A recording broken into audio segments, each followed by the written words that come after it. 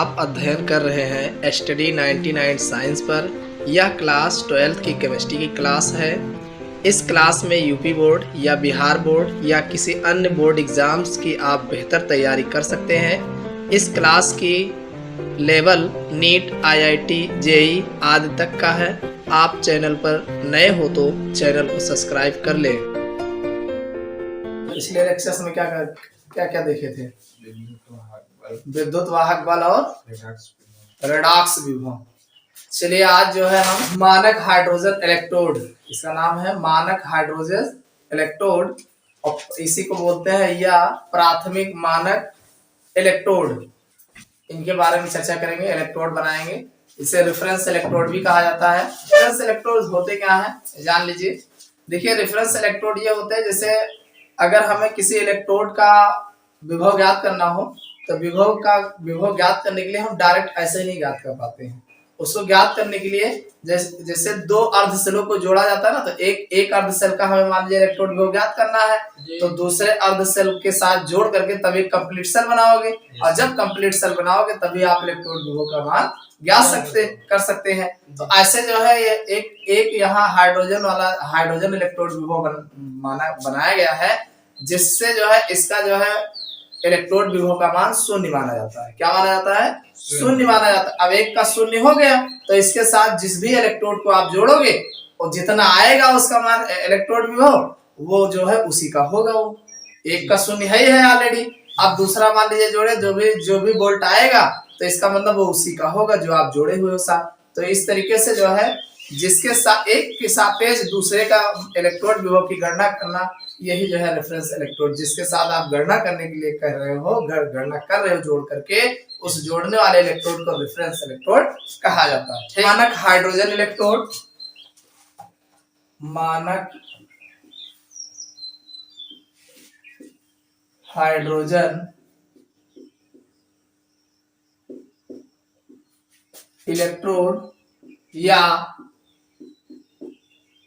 प्राथमिक मानक इलेक्ट्रोड, प्राथमिक मानक इलेक्ट्रोड, जिसे स्टैंडर्ड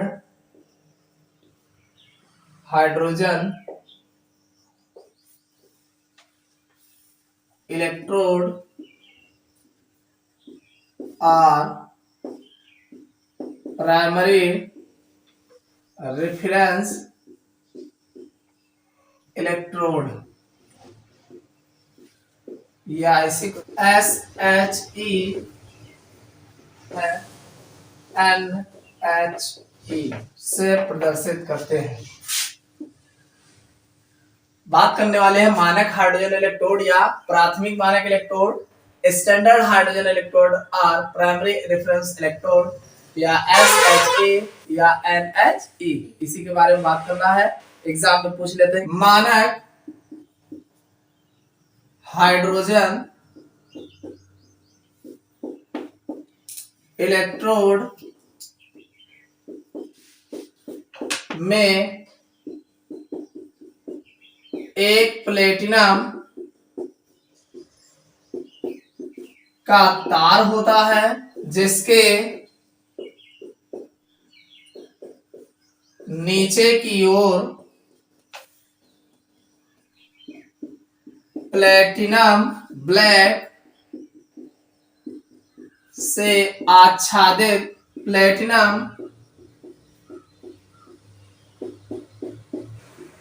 की पतली सी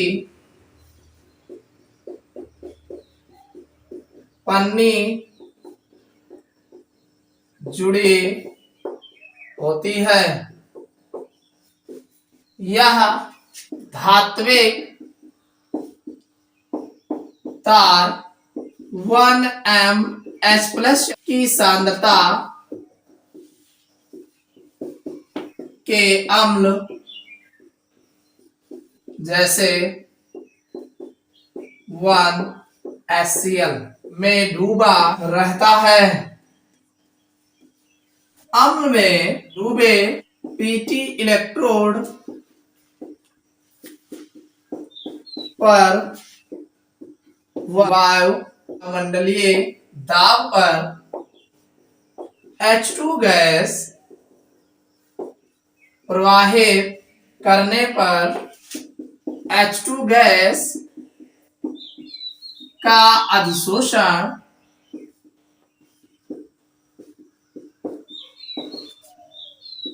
इस प्रकार से संयोजित करते हैं कि उस पर अधिशोषित H2 गैस का दाब एक वायुमंडल बना रहे। पूर्ण युक्ति को 25 डिग्री सेल्सियस पर रखते हैं। इन अवस्था में इलेक्ट्रोड विभव का मान ±0.00 वोल्ट माना जाता है तथा सभी इलेक्ट्रोड का मान इस इलेक्ट्रोड के सापेक्ष मापा जाता है। इस इलेक्ट्रोड पर होने वाली अभिक्रिया निम्न है।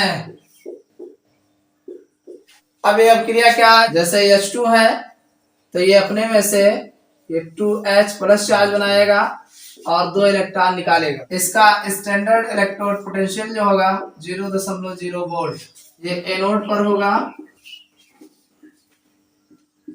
कैथोड पर 2H प्लस चार्ज ये 2 इलेक्ट्रॉन ले लेगा और फिर जो है H2 गैस बनेगा। इसका स्टैंडर्ड इलेक्ट्रोड पोटेंशियल 0.0 वोल्ट होगा। हमने कहा कि मानक हाइड्रोजन इलेक्ट्रोड में एक प्लेटिनम का तार होता है। देखिए इसको समझ लीजिए, इसमें एक प्लेटिनम का तार होता है और वह तार जो है जिसके नीचे की ओर प्लेटिनम ब्लैक से आच्छादित प्लेटिनम की पतली सी पन्नी जुड़ी होती है। एक उस तार में नीचे लटका हुआ प्लेटिनम ब्लैक से आच्छादित उस पर प्लेटिनम की पतली पन्नी चढ़ी हुई होती है, उसी से जुड़ा हुआ होता है। और कह रहे हैं कि यह धात्विक तार 1 mH की सांद्रता के अम्ल में डूबा रहता है। यानी वो जो धात्विक तार होता है जो प्लेटिनम ब्लैक से आच्छादित प्लेटिनम की पतली पन्नी चढ़ी होती है, वह जो है 1 mH प्लस चार्ज आयन के कंसंट्रेशन विलयन में जो है डूबा हुआ होता है। आगे दिया है अम्ल में डूबा हुआ होता है प्लेटिनम ब्लैक, ये जो है इस पर एक वायुमंडलीय दाब पर H2 गैस प्रवाहित करने पर, यानी जब उस पर हम प्लेटिनम ब्लैक पर एक वायुमंडलीय दाब पर H2 गैस प्रवाहित करते हैं तो H2 गैस का अधिशोषण होता है। क्या होता है?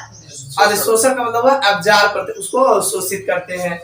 और एक वायुमंडलीय फिर अधिशोषण होता है। इस प्रकार से संयोजित करते हैं कि यानी अब उसमें कुछ हम ऐसे टेक्निक लगाते हैं कि उस पर अधिशोषित H2 गैस का दाब एक वायुमंडलीय बना रहे, यानी एक वायुमंडलीय दाब पे प्रवाहित करते हैं। अब कुछ ऐसा करते हैं कि हमेशा एक वायुमंडलीय ही बना रहे वहां पे। ठीक, फिर आगे कह रहे हैं बना रहे। और यह जो पूरा सिस्टम हम व्यवस्थित किए हैं 25 डिग्री सेल्सियस ताप पर मैनेज करते हैं, ना इससे अधिक टेम्परेचर हो और ना इससे कम हो। इस अवस्था में इलेक्ट्रोड विभव और जब इतना तामझाम करते हैं तो ये भी तो उस अवस्था में जो उसके इलेक्ट्रोड विभव का मान मानते हैं वो ±0.00 वोल्ट होता है। माना जाता है कि हाँ इसका 0 है। तथा सभी इलेक्ट्रोडों का मान इस इलेक्ट्रोड के सापेक्ष मापा जाता है। अरे जब इसका 0 मान लिए तो अब दूसरे का लाओगे, इसे के साथ जोड़ेंगे और जोड़ करके फिर जो है कंप्लीट इलेक्ट्रोड विभव का मान ज्ञात करेंगे। तो अब इसका चूंकि 0 है, जितना होगा उसका उसी का होगा दूसरे वाले का। समझ में आया कि नहीं? अब इसमें अब क्रिया कैसे होती है, देखिए एनोड पर जो क्रिया होगी H2 गैस क्या करेगा, 2 इलेक्ट्रॉन निकालेगा और H प्लस चार्ज बनाएगा और इसका इलेक्ट्रोड विभव का मान 0 होगा, मानक इलेक्ट्रोड विभव का मान। और कैथोड पर क्या होगा, यही 2 इलेक्ट्रॉन निकलेगा, जो निकला रहा होगा ये ले लेगा और लेने के बाद H2 फिर बना लेगा, तो इसका भी मानक इलेक्ट्रोड विभव का मान 0 होता है। तो इस तरीके से ये मानक हाइड्रोजन इलेक्ट्रोड जो है होते हैं। अब इसका एक डायग्राम जो है बना के समझ लो। ये मानक हाइड्रोजन इलेक्ट्रोड का ये डायग्राम है। इसमें जो है देखिए ये प्लेटिनम पीटी वायर होता है और पीटी वायर में नीचे की ओर जो है प्लेटिनम ब्लैक से आच्छादित जो है और प्लेटिनम की पतली पन्नी चढ़ी हुई प्लेटिनम ब्लैक होता है, ठीक है, नीचे धातु के तार के निचले सतह पर।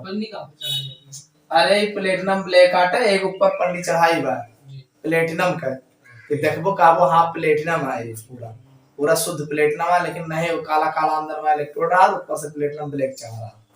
ठीक, तो ये प्लेटिनम ब्लैक के ऊपर चढ़ा कर प्लेटिनम ब्लैक बनाया गया। ठीक, ये प्लेटिनम ब्लैक होता है और ये प्लेटिनम ब्लैक जो है ये 1m H plus concentration ion के सांद्रता के विलयन में जो है डूबा हुआ होता है। और इसमें जो है इस प्लेटिनम ब्लैक पर जो है हम प्योर शुद्ध हाइड्रोजन गैस जो है एक वायुमंडलीय दाब पर प्रवाहित करते हैं। जब एक वायुमंडलीय दाब पर शुद्ध हाइड्रोजन गैस इस प्लेटिनम ब्लैक पर प्रवाहित करते हैं तो ये जो है गैसों का अधिशोषण करता है। प्लेटिनम ब्लैक का कार्य होता है कि यह हाइड्रोजन गैस को एब्जॉर्ब करता है, अपने सतह के ऊपर जो है अवशोषित अधिशोषित करता है। ठीक, अब ये प्लेटिनम ब्लैक जो है हाइड्रोजन गैस को जो है एक वायुमंडलीय दाब पर जो है अधिशोषित करता है। तो इस प्रकार से हम व्यवस्थित करते हैं कि हमेशा जो है एक वायुमंडलीय दाब इसका बना रहेगा।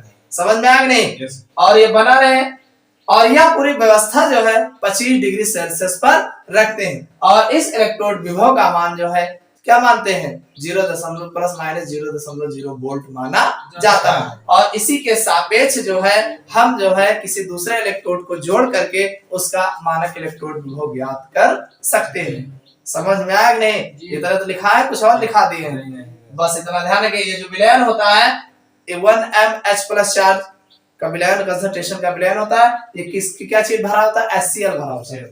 HCl बताया है, हाँ HCl डाला रहते हैं। HCl जब डालोगे तो H+ चार्ज आएगा ही उसमें। ठीक, समझ में आ गया? तो ये डायग्राम हो जाएगा, ये बगल ये हो जाएगा, दोनों मिलाओगे आपका बढ़िया जो है बन जाएगा। अब हम जो है नरेस्ट समीकरण पर आधारित कुछ न्यूमेरिकल देखेंगे। क्वेश्चन है आपका, सेल रिएक्शन दे रखा है कि Zn2 plus charge aqua solution है और double oblique CO2 plus charge Cu ये एक्वा सॉल्यूशन में है और ये 1 मोलर कंसंट्रेशन दोनों का दे रखा है। ठीक है, इसी पे आपके सवाल बनने हैं। अब कह रहा है उपरोक्त सेल के लिए ज्ञात करना है, क्या ज्ञात करना है, पहला आपको ये बताना है एनोड कौन सा है और तथा एनोड पर होने वाली अपक्रिया क्या है। ठीक, दूसरा बताना है कैथोड क्या है तथा कैथोड पर होने वाली अपक्रिया क्या है, ये बताना है। और तीसरा आपको बताना है सेल अपक्रिया क्या है इसकी, और चौथा आपको बताना है सेल का मानक विद्युत वाहक बल क्या होता है। ठीक, और पांचवा बताना है सेल का विद्युत वाहक बल क्या है। मानक अलग बताना है और सेल का विद्युत वाहक बल अलग बताना है। ठीक, चलिए देखते हैं। सबसे पहला वाला हम देखते हैं, लिखा है एनोड तथा एनोड पर होने वाली अपक्रिया। एनोड होता क्या है, एनोड कैथोड पर ऋण आवेश होता है, एनोड पर धन आवेश होगा, तो धन आवेश वहां होगा जहां से इलेक्ट्रॉन निकला होगा, धन आवेश वहां होगा जहां से इलेक्ट्रॉन निकला होगा। तो इलेक्ट्रॉन कहाँ निकल रहा है, Zn से Zn2 प्लस चार्ज बन रहा है तो इलेक्ट्रॉन निकला है ना। तो ये हो जाएगा, चूंकि Zn का इज यानी ऑक्सीडाइज पोटेंशियल अधिक है, अधिक धनात्मक है, क्या अधिक धनात्मक है, अतः Zn एनोड की तरीके से की तरह कार्य करेगा। समझ में आ गया नहीं? अरे इसका ऑक्सीडाइज पोटेंशियल जो है सबसे ज्यादा इसी का है। तो जो ज्यादा होगा यही तो जाएगा, इलेक्ट्रॉन यहीं से निकल के जाएगा, जो ज्यादा होगा वही बराबर करने के चक्कर में जाएगा। तो ये जाएगा, तो ये एनोड की तरीके से भाई यहाँ से इलेक्ट्रॉन जा रहा है, तो जा रहा तो ये यहाँ धन बन रहा है, तो धन बन रहा है जाएगा, और इसका जो रिएक्शन हो जाएगा Zn gives out Zn2 plus charge और 2 इलेक्ट्रॉन, ऐसे तो जाएगा। पहला हो गया। दूसरे की बात कर लीजिए। दूसरा कहा कैथोड तथा कैथोड पर होने वाली अभिक्रिया। तो जब एक एनोड कंफर्म हो गया, दूसरा कैथोड कंफर्म है ना। कैथोड का कार्य Cu इलेक्ट्रोड, कैथोड का कार्य Cu इलेक्ट्रोड करेगा। अरे भाई जब एक का कंफर्म है तो दूसरा करना, तथा इस पर निम्न अभिक्रिया होगी। ठीक, कौन सी अभिक्रिया होगी? अब ये Cu जो है 2 प्लस चार्ज होगा तो 2 इलेक्ट्रॉन ले लेगा और ये Cu में कन्वर्ट हो जाएगा। समझ में आ गया कि नहीं? चलो तीसरा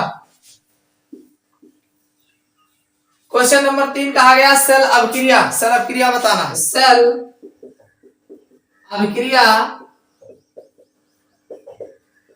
निम्न है, निम्न है। सेल अभिक्रिया देखो, पूरी कंप्लीट सेल रिएक्शन देखना है ना। देखो Zn इधर Zn है, इधर Cu है, ध्यान से देखिए, इधर Zn है, इधर Cu2 प्लस चार्ज है ना।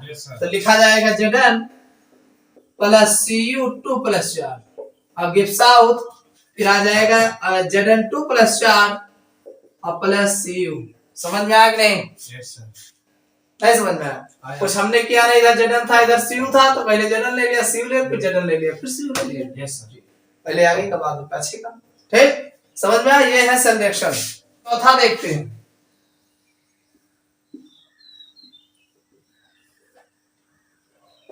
चौथा नंबर, चौथा कह रहा है सेल का मानक विद्युत वाहक बल। सेल का मानक विद्युत वाहक बल में देखो दोनों अर्धअभिक्रिया का जो है मानक स्टैंडर्ड पोटेंशियल दे रखा है ना, मानक। तो दोनों को जोड़ लीजिए, बस हो जाएगा। E cell standard E cell जो हमने निकालना है, तो E oxidise potential, oxidise potential क्या है? Zn आप लिख Zn2 प्लस चार्ज है और plus E standard reduce potential Cu2 plus charge Cu। ठीक, दोनों को आप जोड़ लीजिए, आपको जो है सेल का मानक विद्युत वाहक मिल जाएगा। तो ई सेल इक्वल इसका कितना दिया गया है? प्लस 0.76 और दूसरा कितना दिया है? 0.35। दोनों को जोड़ लीजिए, आ जाएगा 5 6 5 11 1 और 7 3 10 1 11 1 आ जाएगा। ये इतना वोल्ट जो है स्टैंडर्ड ई सेल निकल के आ जाएगा। समझ में आ गया? चलो अगला देख लो, ये तो आसान था। पांचवा देखिए, अगर पांचवा दिया है सेल का विद्युत वाहक बल। देखिए ई ऑक्सीडाइज पोटेंशियल की अगर हम बात करेंगे तो E0 ऑक्सीडाइज पोटेंशियल माइनस 0.059 अपान n log बेस 10, और ये बात किसकी हो रही है? Zn2 प्लस चार्ज अपान Zn। समझ में आया कि नहीं? yes, और दूसरा है E रिड्यूस पोटेंशियल, तो ये हो जाएगा E0 रिड्यूस पोटेंशियल प्लस 0.059 अपान n log बेस 10, और ये हो जाएगा Cu2 प्लस चार्ज अपान Cu। ये दोनों समझ में आया कि नहीं? के लिए ये लिखा जाएगा, दूसरे हाफ सेल के लिए ये लिखा जाएगा। अब चूंकि ये रिड्यूस पोटेंशियल का है तो यहाँ पे प्लस लगाया जाएगा, और ये ऑक्सीडाइज पोटेंशियल का है तो यहाँ माइनस लगाया जाएगा। ठीक है, और दोनों को जब जोड़ेंगे, यहाँ अगर टोटल देखा जाए कितने इलेक्ट्रॉन परिवर्तित हो रहे हैं, तो 2 ही इलेक्ट्रॉन हो रहे हैं, तो यहाँ n बराबर 2 हो जाएगा। और एक चीज ध्यान रखिएगा, जो Cu दे रखा है और ये बराबर होगा Zn के, भाई ये मेटल है ना। yes, sir. और दोनों की वैल्यू जो होगी 1 के बराबर होगी। तो आप ऐसे लिख सकते हो E cell equal E standard आएगा oxidise potential minus 0.59 upon n log base 10। ये ऑक्सीडाइज का कौन है, Zn है ना, तो ये हो जाएगा Zn 2 प्लस चार्ज प्लस फिर आ जाएगा E standard redox potential plus 0.059 upon 2 log ये आ जाएगा कॉपर है CO2 प्लस चार्ज। समझ में आया कुछ कि नहीं? इन दोनों को जोड़ेंगे, इन दोनों को जोड़ लीजिए तो ये आ जाएगा आपका, देखिए ये प्लस है ये भी प्लस है और दोनों की वैल्यू पता है 0.76 प्लस 0.35 ये हो जाएगा 0.059 upon log base upon Zn 2 plus charge. ये दोनों एक ही में जोड़ दिया जाएगा, ठीक है। उसके बाद ये इन दोनों को जोड़ोगे तो 1.11 आएगा और प्लस इसको डिवाइड करोगे, इन दोनों की वैल्यू 1 रखोगे तो 0.059 अपॉन 2 ये आ जाएगा। देखो यहाँ पे log बेस 10 1/1 हो जाएगा, ठीक।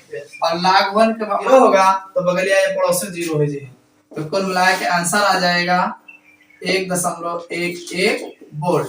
ये ई सेल की वैल्यू आएगी। समझ में आया कि नहीं समझ। और अगला है छठा, दे रखा है परिवर्तन में प्रयुक्त इलेक्ट्रॉन, तो पूरे परिवर्तन में 2 इलेक्ट्रॉन प्रयुक्त हो रहे हैं। पूरे परिवर्तन में